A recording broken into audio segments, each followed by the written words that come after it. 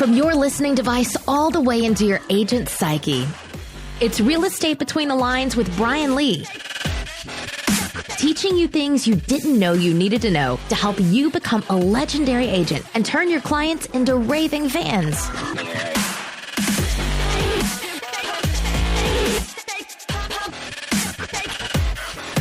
Welcome to Real Estate Between the Lines. I am your host, Brian Lee.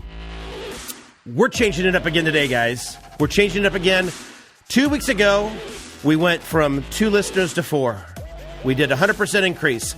Last week, we pushed the boundaries a little bit. We went from 4 Did we to make it to 6? We made it. You tell me. You're the metrics guy. Okay, sorry. Yeah. I'll check it. Okay. Today, I'm not even going to talk to an agent. Well, I'm technically talking to an agent, but agent, this is not for you. Agent, this is for your clients. And this is you, me educating you so that you can help your clients. So we're actually helping clients today. I'm blowing the thing out here. It's not even helping agents You're helping anymore. new people. Isn't this for everybody? I mean, anyone. All right, fine. I guess It's everybody for can everyone, have here. so the whole world. I mean, agents, if you want to listen to this, Yeah, you you're want to helping take the whole advantage world. of it. I mean, Intergalactic. I never Aliens. realized that. Do you think I'm like a prophet or something here. I'm saintly helping. Is that Prophet? You guys are? Is that not what you were saying? Oh, okay. All right. Yes, I'm here to help all kinds of people. Accidentally complimented him. It's my fault. You can't open up that door, Christian. You cannot open up that door. Well, now you're going to introduce Christian first, aren't you? He's the one that complimented you. Don't worry, I won't let it happen again. Okay, thank you. What are we talking about today? Who we are on cares? Let's just keep episode- doing. Let's keep doing We're this. all So today we're on episode 39. Credit. We don't need no stinking credit. Which actually, my opinion is you actually do. It was just a play on the word. Big Blazing Saddles fan. Yeah, I said that right. Mm-hmm. And they had a little play on that. But actually, we were just doing some research before the show. It came out from a 1945 movie, Treasure of... the Sierra Madre. Sierra Madre. Sierra Madre. Bogart. So where they had that with Humphrey Bogart. So anyway, credit is an integral part of our lives as agents, but also our clients, especially when we're dealing with buyers trying to get mortgages and all that. We're recording this episode during COVID-19, but certainly this is an evergreen episode. So these numbers, the things I'm going to go through today, are going to be true or will be true for a while now. But certainly right now in COVID-19, we talk about it briefly because lenders are tightening, they're restricting more things, credit requirements are going up. So this kind of benefits anybody, but certainly it's true of any time. And it's, like you said, it's for everybody. So agents, feel free to share this podcast with your clients. Have them listen to it. That's why I said at the beginning, this is for everybody. This is for the world. I am the deliverer of... We are the world. We might double our listeners again. Like maybe that would actually happen. They won't be agents, but... Yeah, but still, thank you. Thank you. Gosh. This show's no longer for you agents. It's just bettering, like everybody. you said. We're bettering the world. Brian is bettering the world. One agent at a time. Now it's anybody and everybody. Six agents at a time. Plus a few clients and, this person over there that we've never met and random people. What we've seen, what I've done, because I deal with this quite regularly, I'm a finance person, I'm a budget person, I deal with this all the time. I'm very acutely aware of it. And one of the things that I see when I teach classes and talk to people is that they really don't know what they get into. I mean, most people know that I've got this credit score thing. And I know that generally speaking, that if I pay my bills on time, that would behoove me, that would be better for me, and all that, and that's true. But a lot of times people are like, yeah, I know I don't have a great credit score, and okay, I haven't made payments on time, but there are other things. So that's kind of what we get into today. Here is that yes, you will need credit for multiple reasons, and we'll talk about that. But that it does matter, and we're going to help you get through that to understand that. Okay. Before we get there, though, what time is it? It's song time. The song of the episode. The episode song, yes. Whether it's rock and roll, country, or early hip hop, you know there's no way we're gonna pay to play our weekly song. I was trying to think of a good song. Once again, jingle longer than the bit. That's right, exactly. It. So today I pulled the song, and I've never heard this song before, but you guys are going to... Let me explain it here. This song is called Credit Card Baby. Ooh. By a group that maybe you've heard of before, Wham. Wham. George Michael. I love George Michael. And Andrew Ridgely. And Andrew, exactly. Don't forget Andrew I never Ridgely. remembered his last name, but I knew it was Andrew. But Wham had this thing, Credit Card Baby. Listen to it. It's a funny song. I'd never heard it. My gosh. When I was doing some research for the episode, I did a quick Google search for songs. and this popped up and went, Wham! Credit Card Baby? Yeah. And it's was that all off about... Make It Big, the very first album? It is. It's off of Make It Big it was released in I kind of vaguely November. remember maybe hearing it once or something. Well, like somebody accidentally played the next track. Yeah, That's just right. it. And that's kind of the point of the song, or a little bit of the point of the song, is that the album Make It Big, released November 1984, actually had several huge hits with Wham Wake that Me you'll Up know. Before You Go Go. Wake Me Up Before You Go Go. It has Everything She Wants, good song. Careless Whisper, and Yeah. all those things. Hairless- So it had so many. Hairless Whisker, so- yeah. A Careless Whisker? You just ruined the song sorry. for me. It makes it better when you say Hairless Whisker. Oh my gosh! Now when I listen to it, that is what I'm going to hear. But I love that song. The song was track 7 on the album. It lasted 5 minutes and 8 seconds. And 5 minutes. That's a 5 long minutes and 8 It's too seconds. long. Yeah. Oh my gosh. The lyric, the lyric to it was that you can have my credit card, baby, but keep your red hot fingers off my heart, lady. Oh. Wow. Wow. So I just thought that you guys might enjoy that little bit Do of. I want your credit card? Or do Of course, I we're want not your gonna heart? play the song. No, Just to we stay- are not. Yeah, we to are stay not. with the bit. But it's in the show notes. Can I close? Can I Everybody close this reads segment? Yeah, the let's song of the listen. episode. The song, the episode song, yes. Dragging this out even further. Whether it's rock and roll, country, Or Wham. hip hop, What is Wham? Pop? we're gonna yeah. pay to play. Our weekly song. I was trying to think of a good song. Okay, from now on, I'm not closing that I segment. tried my God. to think of a good song. I'm not saying that was a you good song, but it's Wham. I mean, you It gotta is. love Wham. Yeah, no, you can't Sorry. So why is this so important, agents? Why is this so important? Well, again, you guys know that credit does have so many impacts for our clients. But one of the things that we get into is that just like sex, religion, politics, things like that, people don't want to talk about this. This is my personal finances, and if I tell you, I'm kind of embarrassed about it. Maybe I didn't do a great job, and so I'd rather just not even discuss it. That it's this thing that's out there, but unfortunately, that's to your detriment. So I'm not saying that you advertise on Facebook, "Hey, everybody, I've got a 580 credit score. Look at me," and I'm not proud of it. But still, we need to talk about it. We need to get into this. It's like, yeah, okay, you made mistakes. Let's work through this. Let's rip off that Band-Aid. You have screwed up. Whatever. I have screwed up. Okay, no, I've not screwed up ever. But Cate, I know Brian you screw up every once in a while because I see it all the time. I have Get the screwed right up. one this time.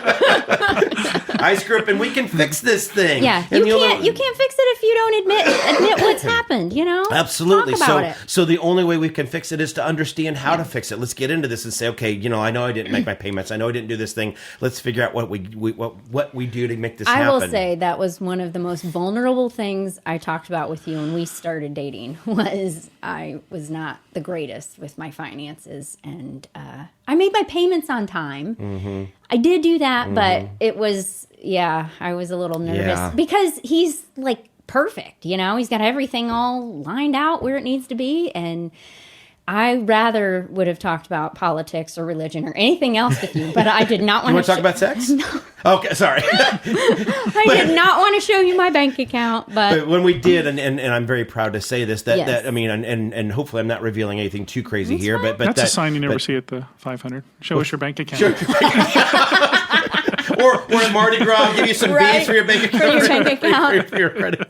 But Cate, Show us your account number. she had it was like a mid 700 score, like 720, 730. I just pretty, had a lot pretty of respectable credit card and all debt that was, Mm-hmm. credit to limit ratios were high. Yeah. And again, I made my payments, but I never made progress. Yeah, paying so she things had off. she So had it a was good she had a good okay. credit score, but again, was getting great. back to thanks to me. Thanks to that's you. that's what I'm trying to get here, guys. Reminding you, know what? as a listener and my Listeners, wife that it's because of me It that is. she now It has is like a completely because of ridiculous. Brian. Wait, hold on. There you go. There we go. It is. Am I looking at the right camera? Yeah, I think so. that- It is the one that's- completely because of him. That is so true. So you're welcome. I couldn't have done it. Wait, where's the you're right, B? Oh, there One we of the He's things. wrong one again. There we go. Sorry, I'm getting Part mixed of up. what I like to do is help people do better. And I love my father, so please don't take this as being bad. But my father grew up very successfully, had a successful business. He was very successful with finances, budget, numbers, and all those kind of things.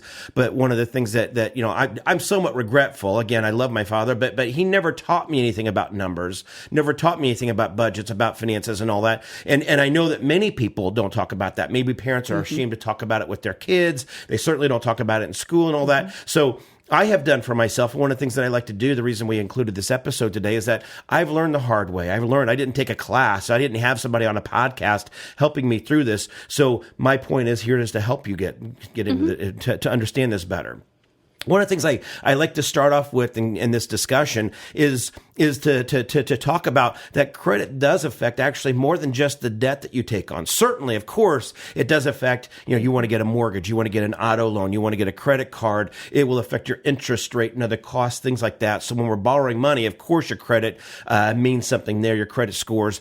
But it also affects other things. For example, just in real estate, it's going to affect your PMI. So not only is a low credit score going to likely increase the payment because of the interest that you're paying, maybe at a higher rate because you don't have as good of credit, but also your PMI rate. If you're borrowing more than 80% of the loan of the property, your PMI will also be higher as a result. Well, and I think just to stop you there too, I don't think many people realize that your credit score affects the interest rate you're going to be quoted or that you're going to get. So someone with a higher credit score, when you go get a mortgage, you get the same exact mortgage.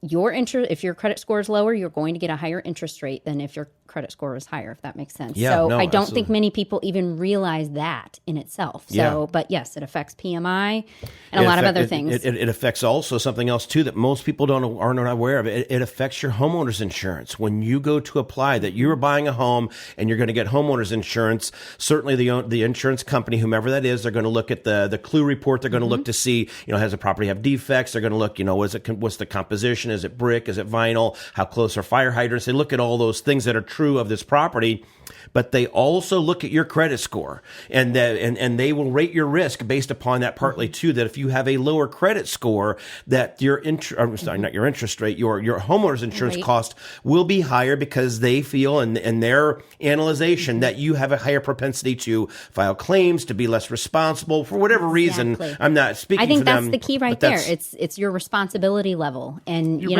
high risk. Yes, you are. You're high risk. So that just and it's a soft pull as a heads up. Exactly. They're not doing it because they're giving you credit, and that's kind of exactly the point. Is that it's not the hard pull, but it's still they look at this, and this will increase your cost. So again, agents, we're trying to help people do better. That higher credit score will get them a better interest rate, get them lower PMI rates, get them lower homeowners insurance, and it just dramatically decreases their payments and their cost, and increases decreases their cost of living. The other thing that I do point out too is that there are a lot of employers today that if you're just going to get a job, I'm going to go apply and go work for a Lilly or whomever, a Fortune 500 company. A lot of them are using your credit score as a search mechanism to decide whether they're going to hire you or not. So forget credit, forget buying a house, forget all these things. So many people don't realize how important your credit score is. And the cost of not doing this is both in, the tens of thousands of dollars from the increased insurance and all that, but also in maybe not getting a job. And here is where I want to kind of get into something I want to tread very lightly here. I love this gentleman, Dave Ramsey. A lot of people like Dave Ramsey. I like Dave Ramsey. I've never met the guy. I like what he has. He is a proponent for no credit at all. And with respect to him, I get why he does it. I don't want to denigrate him. This is not, I'm just for copyright or legal reasons. I'm not beating up on Dave Ramsey, but I would say this to his face is that unfortunately, your credit score does matter. So having no credit, I get the idea. I listen to him. I'll be very transparent. I listen to the guy. He has a lot of great advice. He truly does. But I would disagree with him on the idea of completely eliminating credit card debt. I understand why he does it, and I could get into that, which I'm not going to. Yeah, he's talking to people who have really beat up credit. They do. Have abused credit. But he's also anti. It's quitting cold turkey kind of thing. And he's anti-credit altogether. Yeah. But you're right. I mean, then if you have no credit, you can't even get anything, a job. I mean, if they are researching you that way and you have no score whatsoever, that's going to be tough. So I would say 18-year-olds out there who go on spring break and get the free T-shirt, I'm going to sign up for a credit card and get a free T-shirt. Be thinking about that that could help you build credit, but don't go maxing it out. Yeah, again, there's responsible ways of having credit. So, I mean, again, that's kind of what Dave tries to promote from the standpoint of paying off debt. He talks about a snowball. I'm a bigger fan of what's called the avalanche, which, again, I'm not here to talk about that today. But there's different ways of doing this. But I just want to point that out because there are people that are just anti-credit all the way. if you're an alcoholic, you need to stay away from alcohol altogether, right? If you have an addictive personality where I just use credit card all the time, then maybe you shouldn't have credit. But my point of this, the whole reason of bringing it up is again that your credit score does affect so many things that even if you don't take out credit, that I'm going to buy a home, I'm going to pay cash for it, I'm going to do the Dave Ramsey thing, I'm paying cash for it and all that, you're still going to get homeowner's insurance, and your homeowner's insurance will be a higher cost as a result of not having a credit score or having a low credit score. So it does increase your cost of living. So that's why I'm not a fan of eliminating credit, just doing it very responsibly. So that's my take on that. I agree. And producer Christian, do you have a moment to yeah, I do actually. What do you need? A button? I was going to kind of go off tangent. Go ahead. Off topic. It's fine. I didn't have anything else to say. Wait. Side note It's tangent. so excited. It's a side note tangent Some with Cate. people might need a little break. There you go. You know, Fine. Yeah. Did you not remember at the beginning of the episode we talked about how important I am and how many people I'm reaching right now and all the people that are listening to me? This side Go note ahead. tangent All right. Go ahead. revolves around you, I'm out. sir. No, it said it revolves around It's you. about you. Okay. My back. I'm sorry. Kind I of. missed that. Kind Yes. of. Yes, honey. Well, talk more about me. I don't know. What? No. So How beautiful are my eyes? Okay. You do have beautiful eyes. Go ahead. If you guys didn't know, B rides a Harley. We love my Harley. going out on the bike. And so we bought a new one recently to rebuild and customize and not on credit. Nope. Just Pay to cash, be clear, pay cash. saved up for it. But there is a legend out there that there are evil road spirits riding around, which are responsible I for... have never heard this before. Okay. Yeah. They're responsible for mechanical issues, all kinds of stuff. Evil road spirits? Evil roads, yeah, spirits out on the road. And so the legend goes that attaching a small bell to the underside of the bike protects the rider. It's called a guardian bell. Really? Yes. Never heard this. And the evil spirits basically become trapped in the bell, and where the constant ringing drives them nuts, and then they fall out of Well, the that bell. makes nothing but sense. I know, This right? is science. This Yeah. is science. They've actually done infrared. Really? You know, See the little spirits falling out? That's right. they get insane. Like my side note tangents drive you insane. No, So- I have Not at never all. heard this before. Okay, and the bell carries more Are you weight. making this up? No, No, this is actually. Is this real? This is It's a real real. thing, like a yeah. Harley thing or what? Yeah. I- Well, Do they sell I don't know if it's a I think Harley it's just thing. a motorcycle thing. They you sell know. little bells? They Yeah. do. So I'll put a link in the show notes so you can see one. Does But a bigger bell help, like a there- cowbell? I don't. It certainly can catch more spirits. I don't know how that many it lasts. spirits- It's underneath Well, the I bike. mean, You don't you have get to the worry. Liberty not Bell. one spirits Oh my around. Just put the Yes. Liberty Bell underneath the bike. Oh my goodness. Sorry. Side note tangent to yours. Go ahead. But it no. It carries more weight and more power if somebody else buys it for you. Yeah. So the kids and I got together and bought him okay. two new Who two figured bells. that out? Like, did they do a double blind study? I have of people no- that bought them versus people that bought them for Maybe. themselves? You know, it's a legend. So It's a legend. It's who the knows? perception here. Somebody made it up. So it wasn't a double blind study. No. Okay. No. But we All bought right. him. We bought him a couple we for the close bike. this? Yes. Yes. And I didn't buy them on credit. It was cash. It's pretty cool, isn't it? Yeah, that's fair. I've never heard that. I'm glad I taught you something. Never. And maybe Sally didn't know. Maybe. Side note, Lamont. or Lamont. It's a side note tangent with Cate. All right, so there's so many different things that we need to know about this thing, and again, I could spend all day long, but producer Christian's already yelling at me. Moving along. There's some pieces that I want to talk about real quickly in this. The first one is that there are different scores, and many people don't understand why there are different scores. So there's a couple of reporting agencies that are out there. There's Experian, Transunion, and Equifax. All three of these companies collect data. They collect information. So they get data from Visa and MasterCard and American Express, from your mortgage companies, from all that. And they acquire all this data. They see, they report again that you are on time with your payments, that this is what your balance. So they collect all that information. One of the misunderstandings is that they calculate a score, and they do not. What happens is that... Well, actually, they do. It's just not your. It's not your Fair Isaac score. Well, okay. Right. This is where they muddy the water. Yeah. So yeah, and They so all this have is- their own little score. There's actually, I think, I don't remember. It's so annoying. It's like 7 or 8 different scores that Yeah. are kind of behind the scenes that are used. But the ones Yeah. that are public that most people are aware of is that Experian, for example, they'll get some information. They'll get the reporting from their mortgage company, from your car company, from your credit cards, and then they go through the FICO or Vantage score algorithm, and then that calculates calculates a score based upon their information. So part of the reason why you do have 3 different scores is because Experian has some data on you. Equifax has some information on you. TransUnion also has some information on you. They all run it through either the FICO or the Vantage scoring algorithm, and then they will always spit out a different number. And I think that's the key. They all have different algorithms, right? And they on top of the algorithm, though, is that and several people know this, is that Experian might be reporting on something that Equifax isn't, or TransUnion. Either they don't have the information, or the information that Equifax is using is 3 weeks old, or the stuff that TransUnion is using is today. It's fresh. So it's 2 different things. Like maybe your credit card balance 3 weeks ago was at 1,000 and now it's at 500. So it's 2 different bits of information that they're using. And if you've ever pulled your free report, all 3 of them at the same time, which you probably wouldn't do for various reasons, but let's say you did, there are variations. Yes. In reporting time, what they pick up, who they pick them up from. Yep. So, I mean, my dad's name has the same name as my brother, who has the same name to his son. So you can imagine, right? So stuff shows up on both. All those things show up, yes.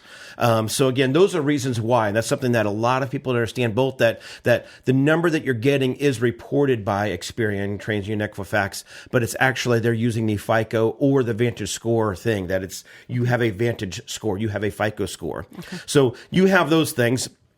The other thing I like to point out real quickly with regard to your scores is that different lenders look at your scores differently. If you're getting a car loan, if you're getting a mortgage, if you're getting a credit card, they all look at these things differently too. They might say, we want to see the Vantage score from Experian. We might want to see the FICO score from this.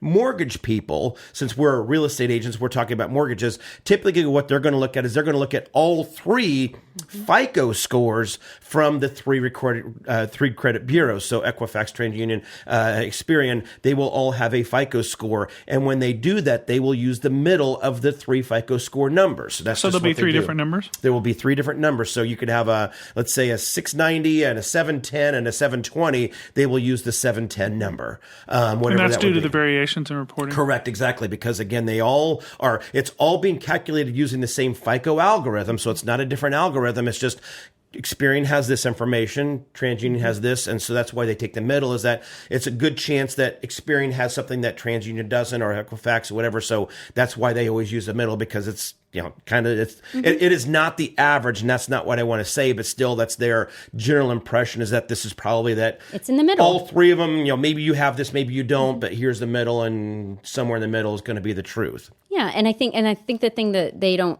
that people might not know about too is that a mortgage company is going to look at your score differently, like you said, than an auto loan or a credit card company, because they put more weight on different aspects. So maybe they like to see what is your credit usage versus what are your balances compared to your limits, that kind of stuff. So they look at different things. Different things are more important to a different type of loan. And that kind of ties that up, is that, so regardless, I mean, again, we're talking about mortgages primarily, we're real estate agents, but still, from car loans to credit cards and all that, it's worthy of a conversation with, you're letting me borrow money from you. How about if you explain, or will you please explain to me what exactly you're going to be looking at? Is it the FICO? Is the Vantage score? Are you looking at only one of the 3 bureaus? Are you looking at all 3? Are you looking at the middle? I mean, we can go on all day about, if you have multiple borrowers, what do they do? All kinds of situations, but just talk to the lender about what number they're using.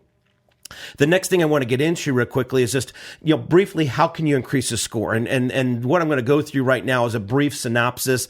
Really what I talk to people when I get into this is that if you're looking at truly increasing your score, it is an individual situation for everybody. That these are the general things you want to do, but there are very specific things that I would tell if I were looking at Cate's credit score. When I looked at hers 4 years ago, there was a very specific plan, and that's why she has the score that she has now that's over 800. Thanks Christian, to you. Yeah, I know. Again, thanks to me again. Producer Christian, I have no idea what his is, but I would look at his and say, okay, here's some things we can do for you. I talk to a client and say, here's what you have. And the point is that these things I'm going to go over are things that are generally speaking going to do better, but there are very specific things that you can do. So the first one is, as most people know, is pay your debt on time. That it's due on the 1st, pay it on the 1st. It's due on the 15th, pay it on the 15th. Pay it on that date. Pay it on time. Or before.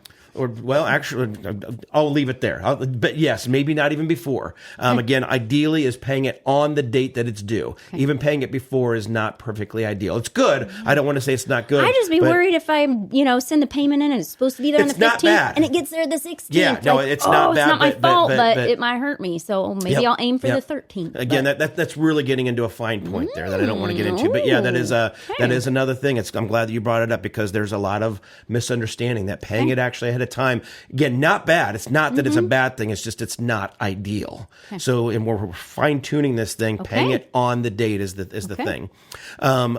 Keeping your credit card usage low. So you have a credit card and you have a $5,000 balance. I'm sorry, $5,000 credit limit.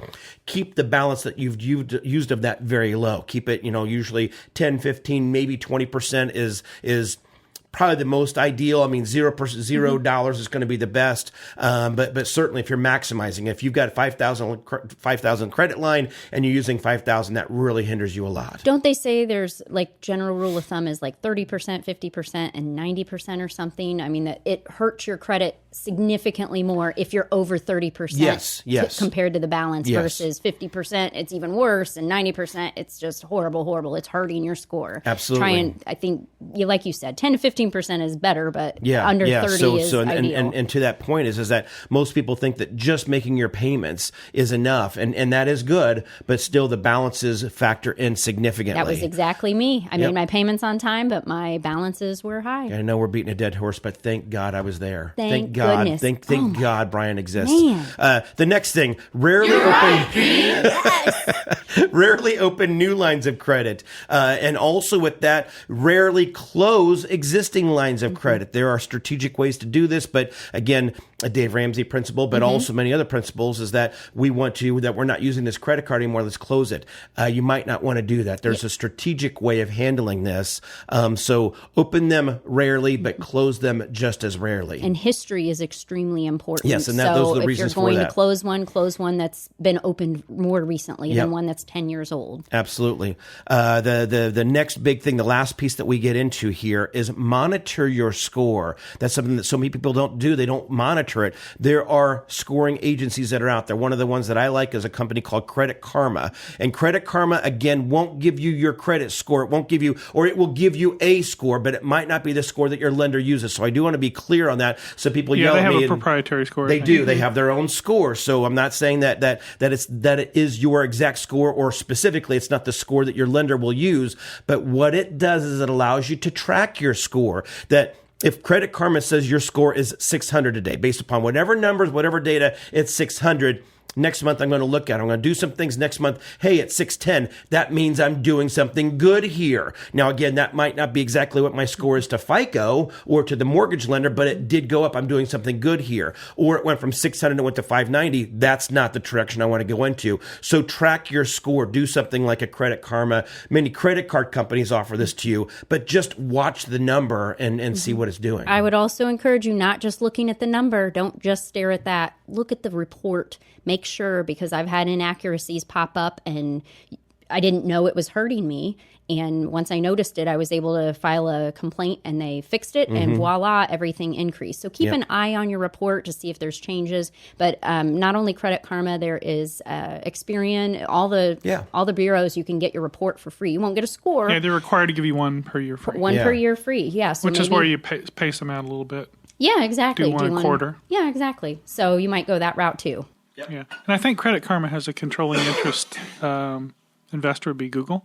Okay. So I don't know if that's important to you or not. Yeah, no. It may or may not change. I think that's correct. I'll have to check. Well, and again, I there's a lot of things to be said about Credit Karma from the standpoint of the accuracy and all that, and that's why I 100% agree. But I am not using Credit Karma to say, hey, look at my score and how awesome I'm doing. It's more of this. I'm regularly monitoring what's happening. And like Cate said, I'm looking to see, hey, they're saying that I've got a $5,000 balance and I don't have that. There's a problem here. Or there's a new credit line that was taken out. I don't have a new credit line. So watch that. Look at your score. That's why I'm using it, not because I think it's the right number. Yeah, and it'll notify you, like you said. You'll get an email notification of, hey, somebody checked your credit. Wait a minute.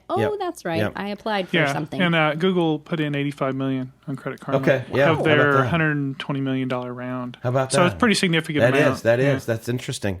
So, but ultimately, just like I mentioned before, we need to come up with a strategy. We need to come up with something that a professional helps you to figure out how to do this. That plan for your purchases, plan for your homes. Don't say that I want to buy a home and let me go talk to a lender and then find out my score really sucks. Let's say that 6 months from now I want to buy a home. So let's look at my score today, know where it is, because I want to get that better rate. I want to get that better PMI, that better homeowners insurance. So start planning now. And 6 months is probably going to be good enough to get you to a decent score. I mean, it's not going to get you the perfect 800 maybe, but it will certainly be better if I plan for it. The same thing with cars. Yeah, and I would encourage you to pick one financial advisor, if that's your loan officer or whoever, and stick with their plan. Don't take advice from 20 different places and try to do a little bit here and a little bit there, because you want to have one focused plan and please, stick to it. a fee advisor, please.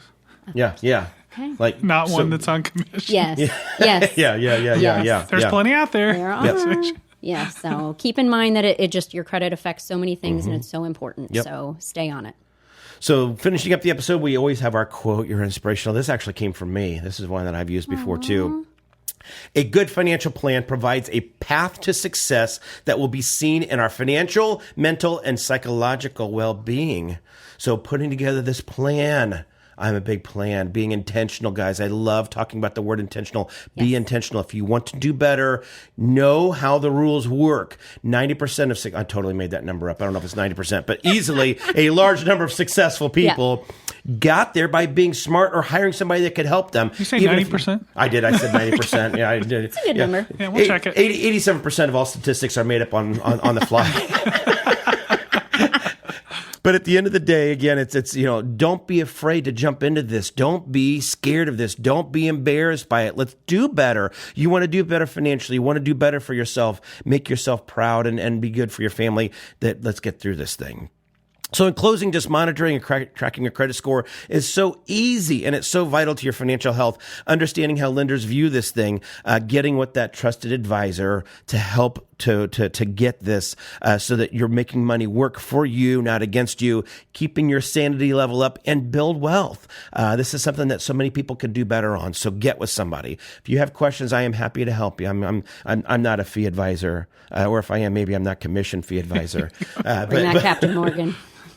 Captain Morgan, definitely. Captain Morgan. It's kind of a fee, isn't it? Maybe. It's a thank you. It's a thank you. So that's it for today, guys. Where does a thank you go to a fee? I'm just what's that line? When it's required, I guess.